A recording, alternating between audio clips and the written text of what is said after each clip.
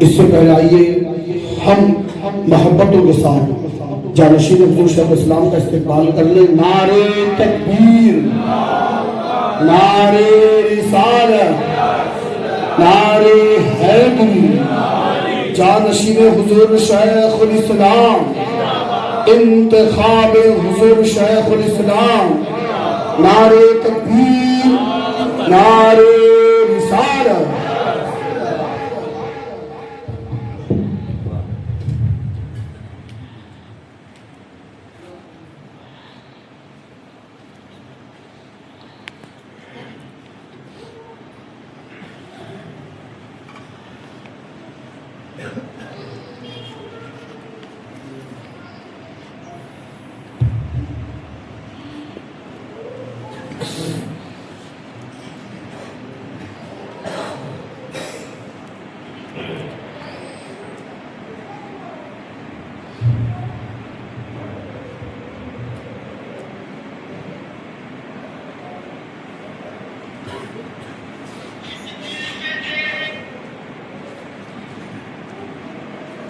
حاضرین محفل رسول،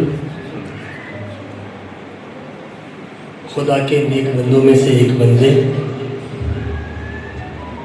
حضرت سید یاسین شاہ سرکار رحمۃ اللہ تعالیٰ علیہ کے قدموں میں ان کی غلامی کا پٹا اپنے گلے میں باندھ کر چلنے والے آپ تمامی حضرات، ان کے دکھائے ہوئے راستے پر ان کی ہدایات کو اپنا کر اپنی زندگی کے صبح و شام گزارنے والے آپ تمامی حضرات، آپ کے ساتھ ہی ساتھ کچھ فاصلے پر موجود عزت مآب ہماری مائیں اور بہنیں، صاحب سجادہ خلیفہ حضور شیخ الاسلام حضرت سید طاہر باپو صاحب قبلہ، آپ کے چھوٹے بھائی اور آپ کی آل، جتنے بھی سادات کرام علماء ذوی احترام یہاں موجود ہیں، السلام علیکم ورحمۃ اللہ تعالیٰ وبرکاتہ۔ وقت کا خیال کرتے ہوئے مختصر سے وقت میں پہلے چند اشعار بارگاہ غوث اعظم میں پیش ہے، ملاحظہ فرمائیں۔ کچھ سننے اور سنانے سے پہلے ایک بار آئیے ہم اور آپ مل کر بآواز بلند ہدیہ درود کا نذرانِ عقیدت پیش فرمائے۔ اللہم صلی علی سیدنا و مولانا محمد وعلیہ الجود والکرم وآلہ وبارک وسلم صلاۃ و سلام علیک یا رسول اللہ صلی اللہ تعالی علیہ وسلم۔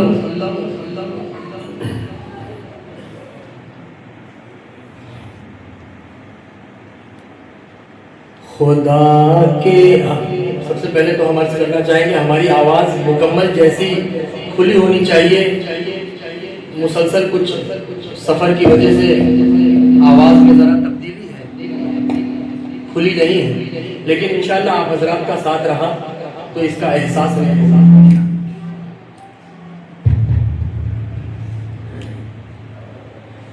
خدا کے فضل سے ہم پر ہے سایہ غوث اعظم کا، خدا کے فضل سے ہم پر ہے سایہ غوث اعظم کا، ہمیں دونوں جہاں میں ہے سہارا غوث اعظم کا، ہمیں دونوں جہاں میں ہے سہارا غوث اعظم کا، مریدی لا تخف کہہ کر تسلی دی غلاموں کو، مریدی لا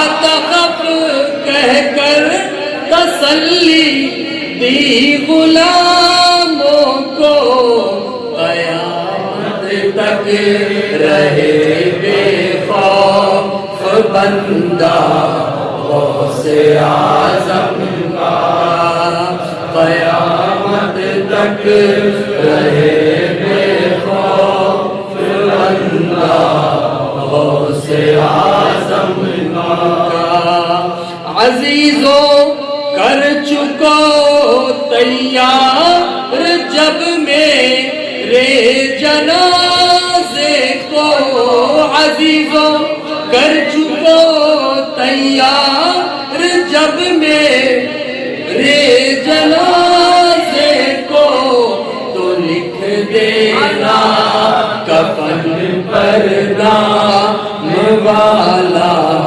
غوث اعظم کا تو لکھ دینا کفن پر نام والا غوث اعظم کا فرشتوں روکتے ہو کیوں مجھے جنت میں جانے سے فرشتوں روکتے ہو کیوں مجھے جنت میں جانے سے یہ دیکھو ہاتھ میں دامن ہے کس کا غوث اعظم کا یہ دیکھو ہاتھ میں دامن ہے کس کا غوث اعظم کا ندا دے گا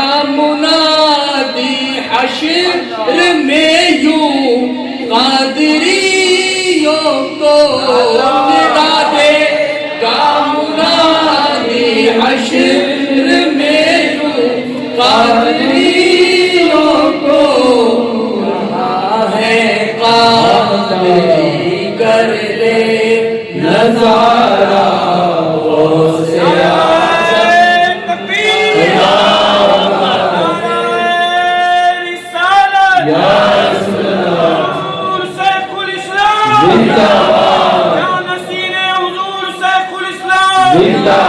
سرکار یاسین شاہ قادری ہماری جان ہماری شان شیخ الاسلام شیخ الاسلام ندا دے گا منادی حشر میں یوں قادریوں کو کہاں ہے قادری کر لے نظارہ غوث اعظم کا خدا کے فضل سے ہم پر ہے سایہ غوث اعظم کا ہمیں دونوں جہاں میں ہے سہارا غوث اعظم کا سبحان اللہ۔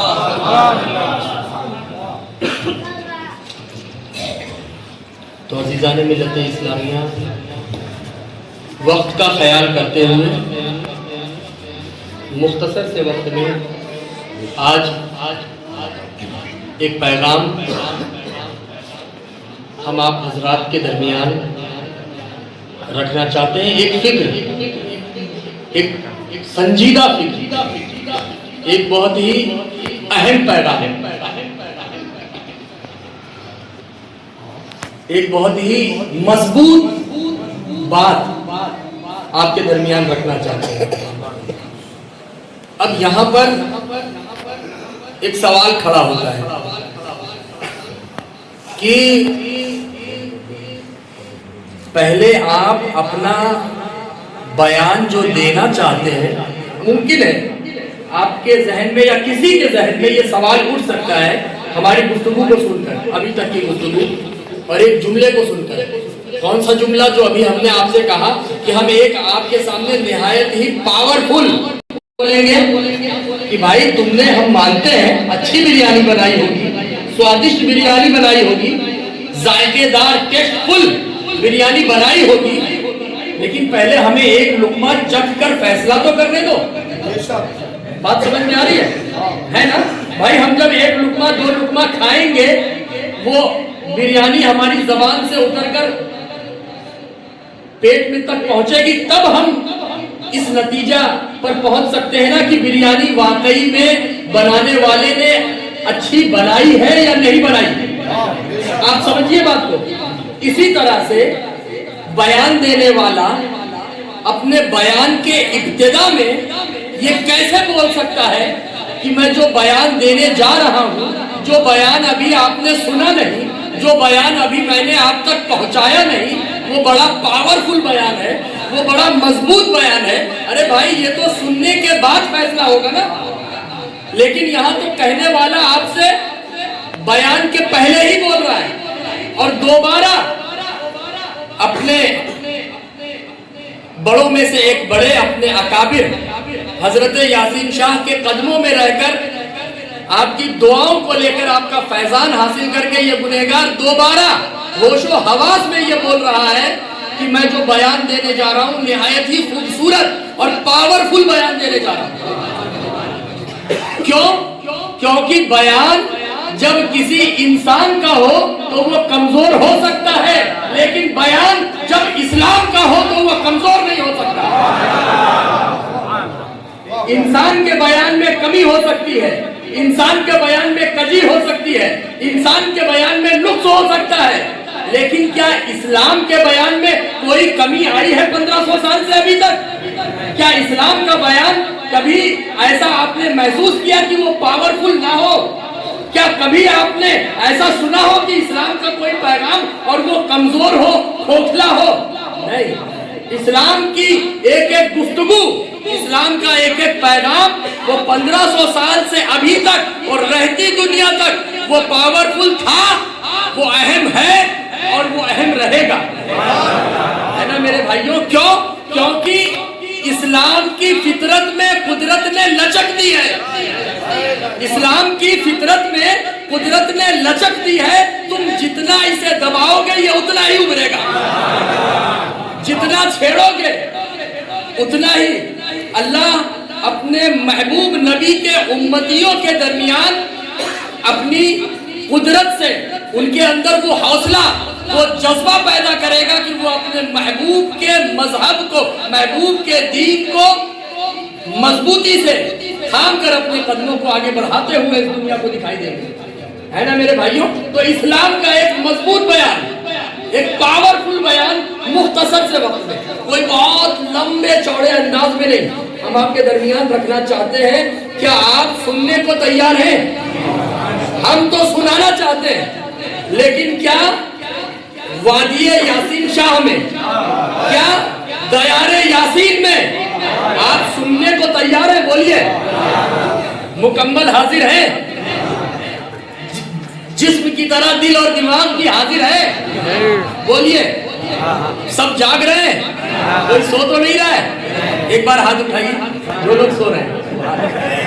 طاہر باپو, صاحب سجادہ صاحب, یہ آپ کے جتنے چاہنے ماننے والے ہیں یہ سب سو رہے ہیں.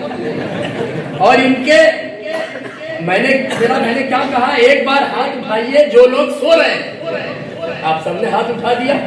اب سرزمین جیت پور پر اپنی اس 36-37 سالہ زندگی میں پہلی بار میں یہ دیکھ رہا ہوں کہ جاگتے ہوئے بھی کچھ لوگ ہاتھ اٹھا دیتے ہیں. اب آپ کے اس عمل کو دیکھ کر مجھے وہ شعر یاد آ گیا کہ الٹی ہی چال چلتے ہیں دیوان گانے عشق. کیا بات ہے؟ الٹی ہی چال چلتے ہیں دیوان گانے عشق, آنکھوں کو بند کرتے ہیں دیدار کے لیے. تو آپ لوگ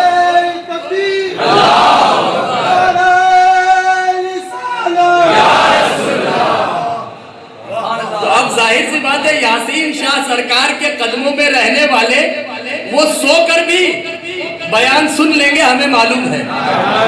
آنکھیں کھلی ہیں لیکن سو رہے ہیں, لیکن بیان انشاءاللہ وہ اس کان سے نکل کر اس کان تک نہیں جائے گا, اس کان سے باہر نہیں نکلے گا, بلکہ اس کان سے داخل ہو کر دل کی تختی پر نقش ہو جائے گا. اور انشاءاللہ اپنی زندگی میں اس کو عمل میں لا کر ایک سچے مسلمان کی نشانی بنتے ہوئے نظر آئے گے مختصر سے وقت میں.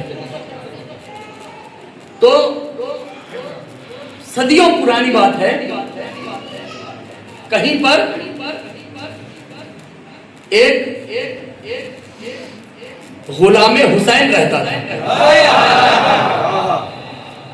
حضرت امام عالی مقام کا شیدائی رہتا تھا, اور قسمت سے اللہ کے عطا کرنے سے وہ ایک سلطنت کا, ایک ریاست کا بادشاہ تھا. اس کی سخاوت کے چرچے دور دور تک تھے. لوگ اس کو عدل و انصاف کا پیکر سمجھتے تھے. لوگ اپنے پھنسے ہوئے معاملات کو حل کرانے کے لیے اس کی طرف رجوع کرتے تھے. اب اس دنیا میں آئے ہیں, تو جانا بھی ہے, اور اس معاملے سے ہر کسی کو آنکھ بند ہونی ہے. موت والا جو معاملہ ہے اس سے ہر کسی کو گزرنا ہے نا. یہ حق ہے, یہ مسلم ہے, اس پر ہمارا ایمان ہے. آنکھ کھولی ہے تو آنکھ بند بھی ہونی ہے. اب وہ کب ہونی ہے وہ خدا جانے اور اس کے رسول جانے, ہے نا. تو بظاہر, لیکن انسان کی زندگی میں کبھی کبھی بظاہر ایسے موقع آتے ہیں جب انسان کو یہ محسوس ہونے لگتا ہے کہ اب میری زندگی کے زیادہ دن نہیں بچے, ہے نا. کبھی اس کی طبیعت اتنی خراب ہو جاتی ہے, کوئی ایسا جان لیوا مرض ہو جاتا ہے کہ جنہیں دیکھ کر ڈاکٹر بھی جواب دے دیتا ہے, اور وہ انسان خود بھی اندرونی طور پر یہ محسوس کرنے لگتا ہے کہ اب میری زندگی کے زیادہ دن نہیں بچے ہیں. تو اس غلام حسین کو, اس عاشق امام عالی مقام کو جب ظاہری طور پر یہ ذاتی طور پر یہ محسوس ہونے لگا کہ میری بھی زندگی کے اب اس بادشاہ کو اب زندگی کے زیادہ دن نہ بچے ہیں, ابھی تک میں نے اللہ نے مجھ سے جو بھی کام لیا, جو بھی خدمت لی, خدا نے, میرے مولا نے میرے امام حسین کے صدقے میں مجھے جس لائق سمجھا, جتنے لوگوں کو خدا نے میرے امام کے صدقے میں مجھ سے جتنے لوگوں کی مراد پوری کروائی, جتنے لوگوں کو میں ظاہری طور پر میں ان کی مدد کر سکا, حقیقی تو خدا اور اس کے رسول ہیں, لیکن ظاہراً اس نے اس کے ذہن میں ساری باتیں بستر پر لیٹا ہوا, بستر علالت پر لیٹ کر یہ ساری باتیں اس کے ذہن میں گردش کر رہی تھی کہ انہی باتوں کے درمیان اچانک ایک بات اور اس کے ذہن میں گھومنے لگی کہ میں نے سب کو مطمئن کیا, خدا نے میرے ذریعے سب کو اطمینان دلوایا, مطمئن کیا, سب کو میں نے خوش کرنے کی کوشش کی, اپنی ریاست کو, اپنی سلطنت کو جب تک چلا سکا عدل و انصاف کے ساتھ چلایا, لیکن اس کی زندگی میں بس ایک کمزور پوائنٹ تھا, ایک کمزور دروازہ تھا جو کھل نہیں پا رہا تھا, اور وہ دروازہ جو بند ہو چکا تھا وہ تھے اس کے 5 بچے. اللہ نے اسے 5 بیٹے دیے تھے, لیکن وہ 5 آپس میں ایک دوسرے سے نا اتفاقی رکھتے تھے, ایک دوسرے سے بھید بھاؤ رکھتے تھے. وہ ہر قدم پر یہ چاہتے تھے کہ کب ہمیں موقع ملے اور ہم اپنے اس بھائی کے کاندھے پر سر رکھ کر, پیر رکھ کر اس کو دبائیں اور خود آگے بڑھیں, اس کا نقصان کریں, اپنا فائدہ حاصل کریں.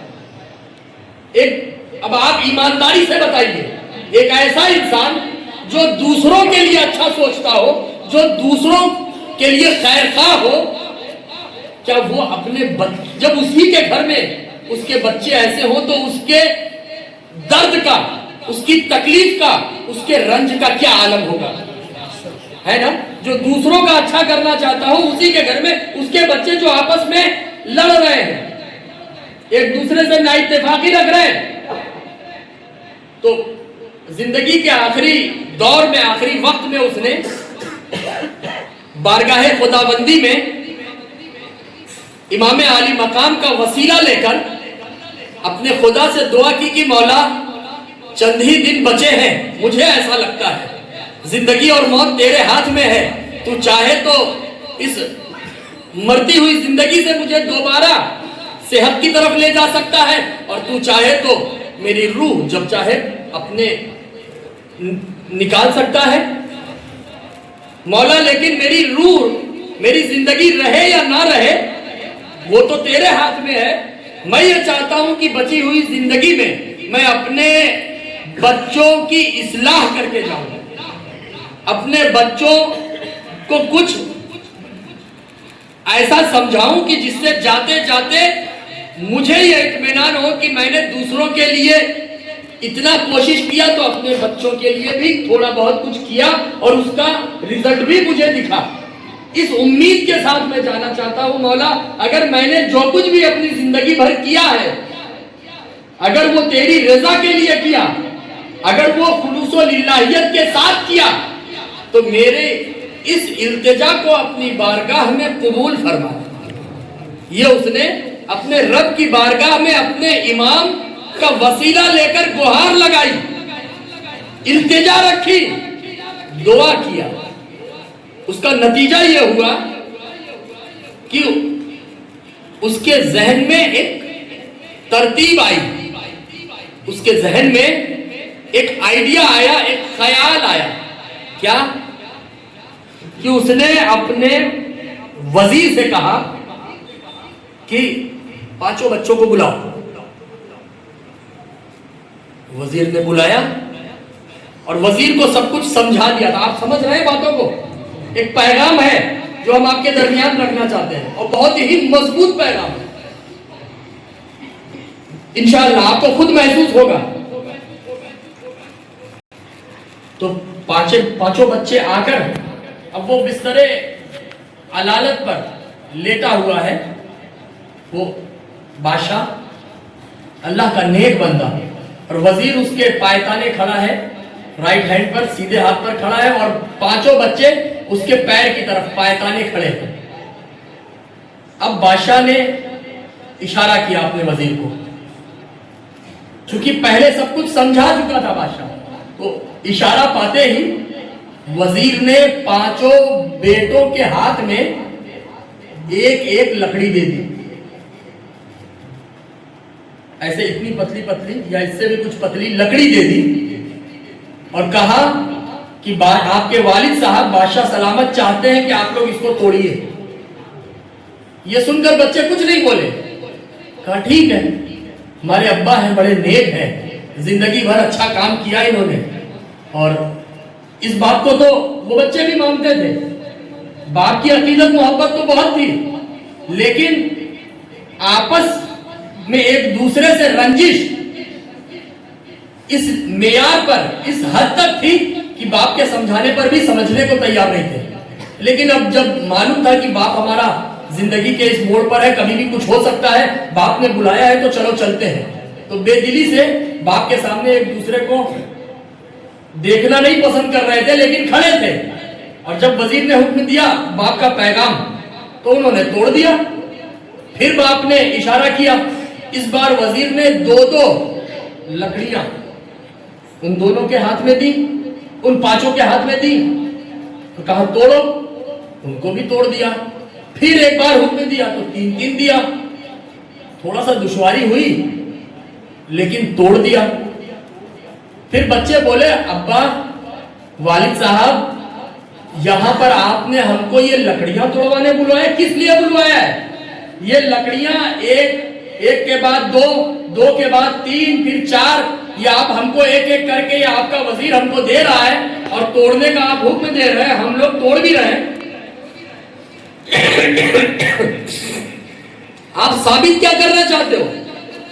یہ لکڑی توڑوا کر آپ ہم کو کیا پیغام دینا چاہتے ہو؟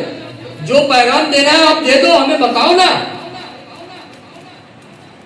بادشاہ نے کہا کہ میں جو چاہتا ہوں، اب تو میری زندگی کے کچھ وقت ہی بچے ہیں، جو بتانا ہے وقت آنے پر بتاؤں گا، ابھی جو چاہتا ہوں دل سے یا بے دلی سے اگر تم مجھے اپنا باپ سمجھتے ہو تو کرتے جاؤ میں جو کہہ رہا ہوں۔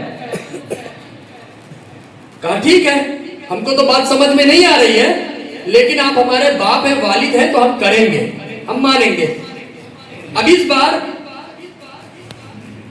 بادشاہ کے اشارہ کرنے پر، حکم دینے پر وزیر نے سب کو لکڑی کا ایک ایک بنڈل دیا، پہلے سے باندھ کر تیار رکھا تھا۔ سارے 5 بچوں کے ہاتھ میں لکڑی کا ایک ایک اتنا موٹا موٹا بنڈل۔ اب بادشاہ نے کہا، اشارہ کیا تو وزیر نے کہا آپ کے والد صاحب چاہتے ہیں کہ لکڑی کے اس بنڈل کو آپ لوگ توڑیے۔ ٹھیک ہے، ابھی تک جس طرح سب توڑ دیا، ہو سکتا ہے یہ بھی توڑ لے جائیں گے ہم لوگ۔ انہوں نے بہت کوشش کی، ہاتھ سے پہلے توڑنا چاہا، نہیں ٹوٹ سکا، پیر کا سہارا لیا توڑنے کے لیے، ناکام رہے، زمین پر رکھ کر پیر سے توڑنے کی کوشش کی، اور ہر کوشش کے بعد نظر کو اپنے باپ سے ملاتے اور پھر شرمندہ ہو کر پھر اگلی کوشش میں لگ جاتے۔ ایک وقت آیا جب تھک ہار کر پسینے میں 5 ڈوب کر کھڑے ہو گئے، اور ان کی ناکامی یہ گواہی دے رہی تھی کہ ابا ابھی تک آپ نے جتنی بار توڑنے کا حکم دیا تھا ہم نے توڑا تھا، لیکن اس بار ہم آپ کے مقصد میں ناکام ہو گئے۔ ان کی ناکامی اس بات کی گواہی دے رہی تھی، ان کو بولنے کی ضرورت ہی نہیں تھی۔ تب ان کا باپ کراہتے ہوئے انداز میں، کراہتی ہوئی آواز میں، چونکہ ایک طرح سے اپنی زندگی کے آخری دور سے وہ گزر رہا تھا، وہ نیک انسان، وہ عاشق مولا حسین، اس نے کہا بچے کچھ سمجھے، کچھ اتنی دیر یہاں کھڑے ہو، ایک ایک کر کے پہلے ایک لکڑی، پھر 2، پھر 3، پھر 4، اس کے بعد ایک بنڈل تمہارے سامنے میں نے رکھوایا، اس سے کچھ تم کو سمجھ میں آیا؟ کہا ہم تو کچھ نہیں سمجھے۔ تو باپ بولا بیٹے، بڑے نرمی سے باپ نے بولا کہ بچوں، جب لکڑی تنہا تھی بڑی آسانی سے تم نے اس کو توڑ دیا، لکڑی جب ایک تھی تو تنہا لکڑی کو تمہاری طاقت کے اتحاد نے، طاقت جو ہر انسان کے اندر ہوتی ہے نا، تو طاقت کو کوئی بھی انسان جب طاقت کو جمع کرتا ہے، طاقت کو جوڑتا ہے اپنے پوری باڈی کے طاقت کو، ہے نا، ابھی جیسے یہ ہے، اب ہم کوئی انسان، ہم تو نہیں کر پائیں گے، ہمارے آصف باپو ماشاءاللہ باڈی بلڈر ہیں، اللہ ان کو سلامت رکھے، اور وہ ہمارے بچپن کے ساتھی ہیں، ہمارے معزز ہیں، ہمارے بڑے بھی ہیں، ہمارا ان کا بچپن کا ساتھ رہا ہے، اور بڑی خوبصورت یادیں ہماری ان کے ساتھ گزری ہیں۔ اللہ رب العزت نے ان کو ان کے پیر و مرشد کے قدموں میں رہنے کا سنہرا موقع دیا تھا، اور اس سنہرے موقع کو انہوں نے واقعی میں، انہوں نے اس کو جو موقع خدا کی طرف سے ملا تھا، پیر کے اور پیرانی کے قدموں میں رہنے کا، انہوں نے اس کو نبھایا ہے، اور اللہ انہیں، ان کے بڑے بھائی، ان کے والد اور ان کے پورے کنبے کو اللہ اپنی حفاظت میں رکھے، اور اپنے جد کے نقشے قدم پر چل کر اپنی زندگی گزارنے کی، اور آپ لوگوں کی ہدایت کا یہ پورا گھر گھرانہ جو مرکز بنا ہوا ہے، تو اس گھر کو، اس گھرانے کو، اس گھرانے کے آنے والے مستقبل کے چھوٹے چھوٹے بچوں کو بھی آپ لوگوں کی ہدایت کا ذریعہ بننے اور بنانے کی توفیق عطا فرمائے۔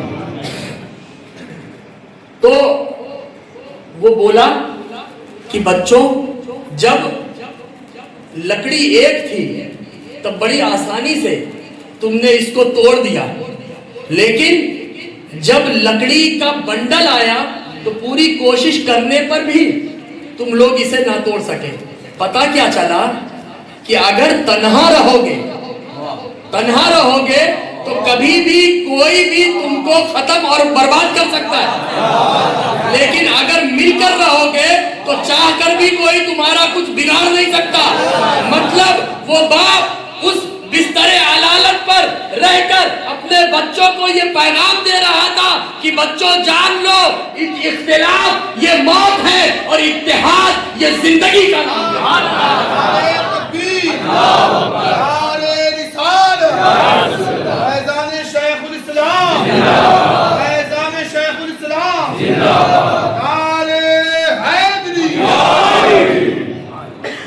اب یہی بات ختم نہیں ہوئی ہے، اس باپ نے کہا کہ بچوں یہ سمجھ میں آیا کہ مل کر رہنا ہے۔ کیوں؟ کیونکہ اگر مل کر نہیں رہے تو میں جب تک ہوں میری وجہ سے ممکن ہے کہ تمہارے جو دشمن ہیں، تمہارے تعلق سے جو غلط خیال رکھنے والے ہیں، وہ میری زندگی تک تمہیں کچھ نہ بولے، لیکن میری آنکھوں کے بند ہونے کے بعد تمہارا کوئی نام لیوا نہیں رہے گا، تمہارا کوئی پرسان حال نہیں رہے گا۔ کیوں؟ کیونکہ تم خود آپس میں ایک دوسرے سے بیر رکھتے ہو، تم خود آپس میں ایک دوسرے سے رنجش کا شکار ہو، دوسرا تمہیں کیا برباد کرے گا؟ تم خود ایک دوسرے سے لڑ کر آپس میں ایک دوسرے کو برباد کر لو گے۔ تو میرے بچوں، مل کر رہنا ہے، مل کر رہنے میں اتحاد ہے، اختلاف موت ہے اور اتحاد زندگی ہے۔ اب اس باپ نے یہ تو سمجھا دیا کہ مل کر رہنا ہے، لیکن باپ نے کہا کہ بچوں اتنی دیر کی گفتگو سے تم کو یہ تو سمجھ میں آیا کہ مل کر رہنا ہے، لیکن کس سے مل کر رہنا ہے؟ کبھی اس بارے میں سوچا؟ مل کر رہو، لیکن کس سے مل کر رہو؟ ہر کسی سے مل کر رہو، جو سمجھ میں آئے کیا اس سے مل لو، جو دکھائی دے اس سے مل لو۔ کیا ایسا ہے؟ بچوں اب میں تمہیں بتاتا ہوں کہ کس سے مل کر رہنا ہے۔ پھر وہ باپ بولا اپنے وزیر سے کہ میرے پلنگ کو اٹھاؤ اور محل سے باہر دریا تک لے کر چلو۔ بادشاہ سلامت تھے، ان کے سپاہی آ گئے بادشاہ کو اپنے اور کہا ان 5 بچوں کو بھی میرے ساتھ لے کر چلو۔ اب 5 بچے اور بادشاہ اس حالت میں تھا کہ وہ اپنے بیڈ سے اپنے پلنگ سے اٹھ نہیں سکتا تھا، تو بادشاہ کے پلنگ کو اٹھا کر سمندر کے کنارے لے جایا گیا۔ بڑی خوبصورت مثال ہے۔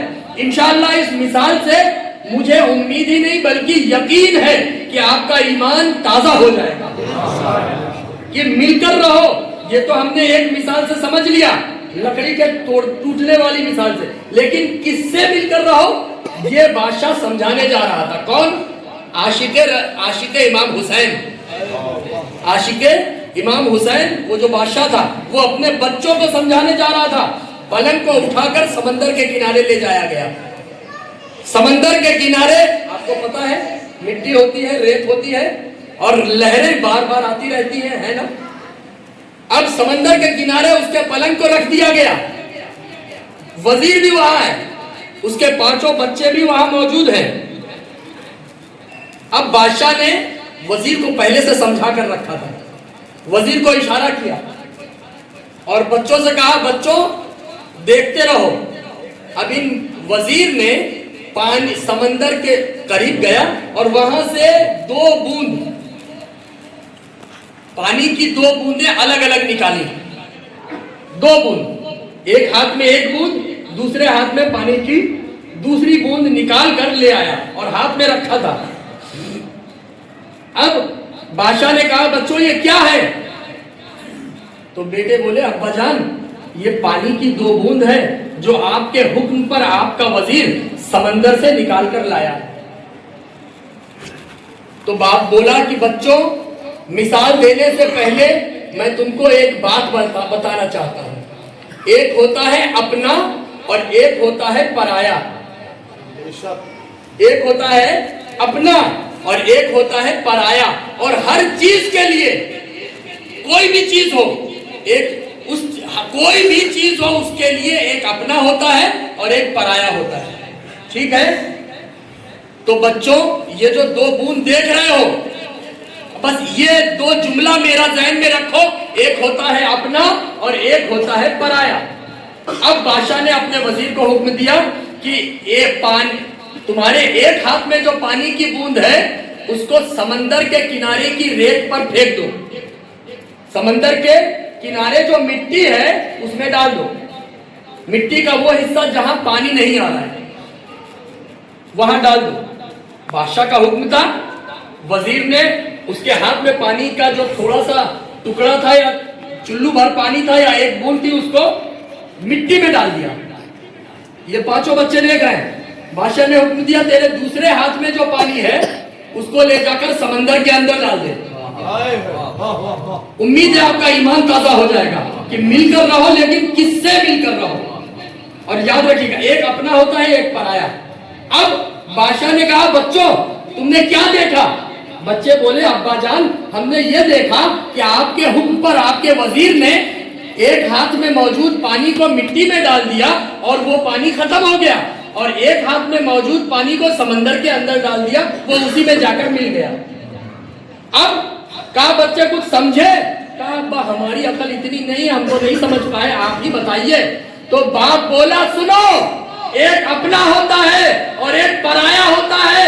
میرے حکم پر میرے وزیر نے پانی کا وہ حصہ جو مٹی میں ڈالا تو وہ پانی اپنے پرائے سے جا کر ملا تو وہ خود بخود ختم ہو گیا، وہ اب اس کا کوئی نام لیوا نہیں ہے، اب اس کا کوئی وجود کبھی باقی نہ رہے گا۔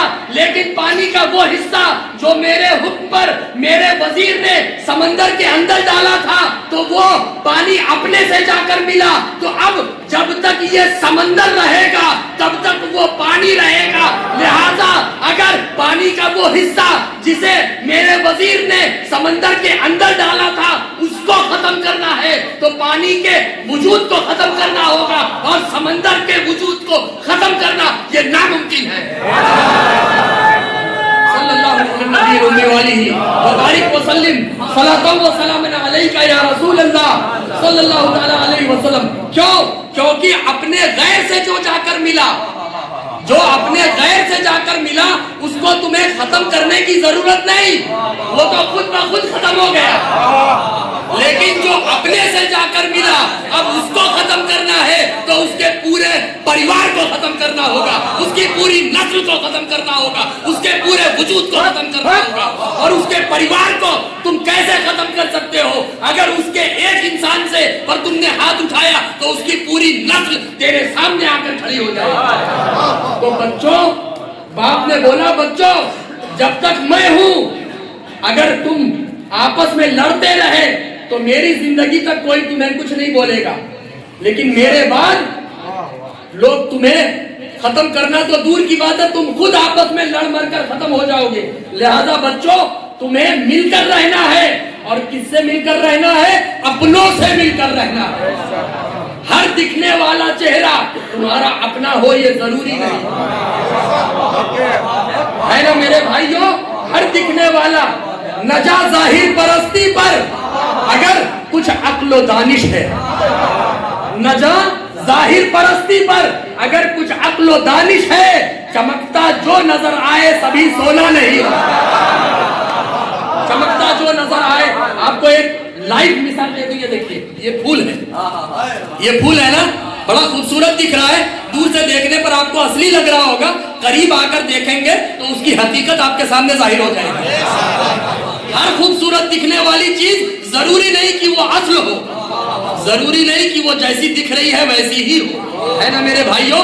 تو پھول، ہر دکھنے والا پھول ضروری نہیں کہ وہ پھول ہی ہو، وہ حقیقت میں پھول ہے نا۔ تو نجا ظاہر پرستی پر جو ظاہر میں دکھ رہا ہے اس کو دیکھ کر بہک مت جانا، جو تمہیں دکھ رہا ہے ظاہری طور پر آنکھ بند کر کے ترنت اس کو سچ مت سمجھ لینا۔ کیوں؟ کیونکہ ہر چمکنے والی چیز سونا نہیں ہوتی ہے۔ ہر اچھا دکھنے والا انسان تیرا اپنا ہو یہ ضروری نہیں، اور بہت سے ایسے لوگ جنہیں تو اپنا نہ سمجھتا ہو وقت آنے پر وہی تیرے ساتھ کھڑے رہتے ہوئے۔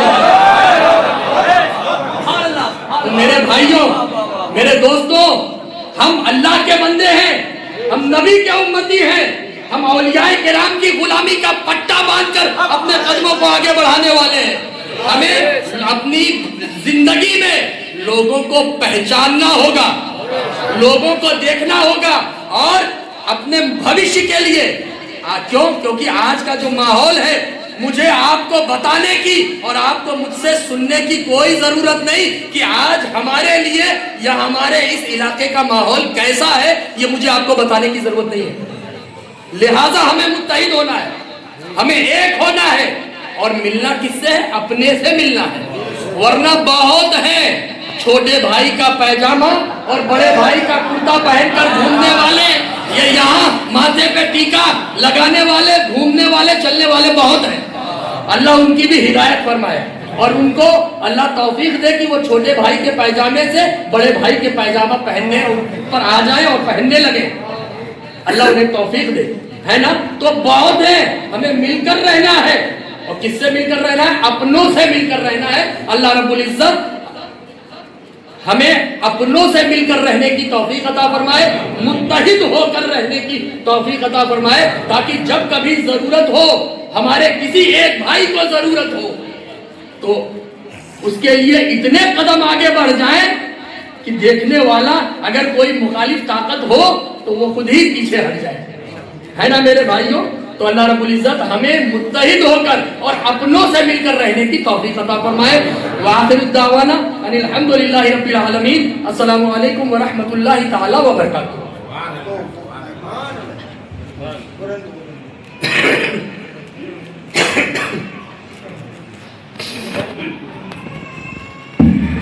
السلام علیکم ورحمۃ اللہ وبرکاتہ۔